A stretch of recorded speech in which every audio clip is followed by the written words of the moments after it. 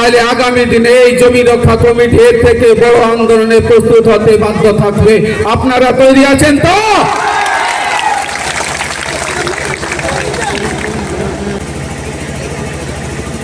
আপনারা জানেন ভারতবর্ষ স্বাধীনতার পর ইংরেজরা অর্থাৎ ব্রিটিশরা ভারতের সমস্ত ক্ষমতা হস্তান্তর করে চলে যায় ভারতবাসীর কাছে। তারপর থেকে ভারতবর্ষে বিভিন্ন তথা ভারতবর্ষকে উন্নয়ন করার জন্য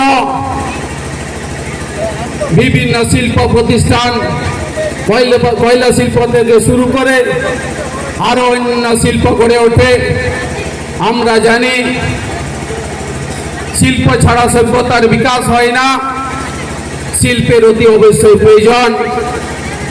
আজ আমরা গণডেপুটেশনের মাধ্যমে বার্তা দিতে চাই, এই জমি রক্ষা কমিটি কোনো শিল্প বিরোধী কমিটি নয়, আমরা শিল্পের পক্ষে। কিন্তু একটা কথা মনে রাখবেন, ইসিএল ম্যানেজমেন্ট তথা এখানকার প্রশাসন, আপনারা জানেন যে এই পারবেলিয়া কলিয়ারি যখন থেকে এখানে জন্ম হয়েছিল, যখন থেকে এই কলিয়ারি এখান থেকে শুরু হয়েছিল, তখন থেকে এই যে কলিয়ারিতে আদিবাসীদের জমির উপর হয়েছে, অর্থাৎ আদিবাসীদের জমির উপরে এই কলিয়ারি জন্মগ্রহণ করেছে।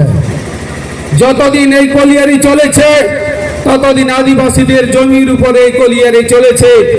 আজ কলিয়ারির মরণ অবস্থা, অর্থাৎ আজ কলিয়ারির শেষ অবস্থা শেষ হতে চলেছে। আমরা নাকি শুনছি বিভিন্ন এজেন্টের দালালের মাধ্যমে নাকি শুনছি এই কলিয়ারির আয়ু মাত্র আর নাকি 4 মাস রয়েছে, এটা আমরা শুনছি। এই কলিয়ারিকে বাঁচানোর জন্য 2023 সাল থেকে, তার আগে থেকে আমাদের কানে আসছিল যে পারবেলিয়ায় মৌজার বিস্তীর্ণ এলাকা, গোসাইডাঙ্গা মৌজার বিস্তীর্ণ এলাকা, চাষ জমির উপরে একটা যে খোলামে কয়লা খনির একটা পরিকল্পনা চলছে, আমরা কানে কানে শুনছিলাম।